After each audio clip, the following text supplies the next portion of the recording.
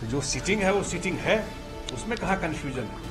तो सीटिंग है ही नहीं। लोकसभा चुनाव में सीट शेयरिंग को लेकर जेडीयू ने अब अपना स्टैंड क्लियर कर दिया है। जेडीयू ने कहा कि हमारे 16 सिटिंग सांसद हैं, इनमें से कम सीट मंजूर नहीं है, बल्कि इससे ज्यादा सीटें चाहिए। यानी कि जिस पे हमारे सिटिंग अभी सांसद हैं वो सीटें जेडीयू नहीं छोड़ेगी। हालांकि कैंडिडेट चेंज होते या नहीं ये तो वक्त बताएगा, लेकिन सीटें तो जेडीयू छोड़ने के मूड में बिल्कुल नहीं है।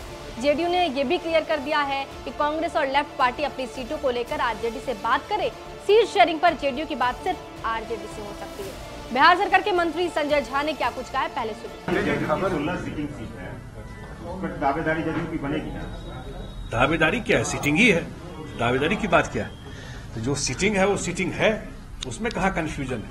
16 तो सीटिंग है ही नहीं है। लेकिन जब बात होगी उसका डिटेल में ये किया जाएगा। उस कन्वेनर बनाने को लेकर चर्चा हो रही है। देखिए, मैं एक बात स्पष्ट कर देता हूँ, और टाइम एंड अगेन हम लोगों ने ये बात कही है कि जब भी मुख्यमंत्री जी इस काम का शुरुआत की अपने पर्सनल लेवल पे, और वो आर्किटेक्ट रहे इस अलायंस के, आप सब साथी जानते हैं, जितने मीडिया बंधु पटना के खास करके हैं, तो पहला प्रोग्राम भी यहाँ देखे जब इंडिया का मीटिंग यहाँ पर किया गया था, तो कभी उन्होंने कोई इच्छा जाहिर नहीं की कि कोई ये पोस्ट या कोई चीज। उनका एक ही चीज था कि सारे विपक्ष के लोग एक प्लेटफॉर्म पर, और सक्सेसफुली किया गया। आगे कोई इस तरह का बात आता है तो उस समय इस पर रिस्पॉन्ड करें, लेकिन अभी इस तरह की कोई बात हम लोग की जानकारी नहीं। लेकिन सुशील मोदी ने कहा है कि ब्लैकमेल करके कन्वेनर तो बन जाएंगे नीतीश कुमार जी, लेकिन कन्वेनर का जो होता है वो मुंशी का पद होता है। फोन करना, मीटिंग के लिए कॉल करना।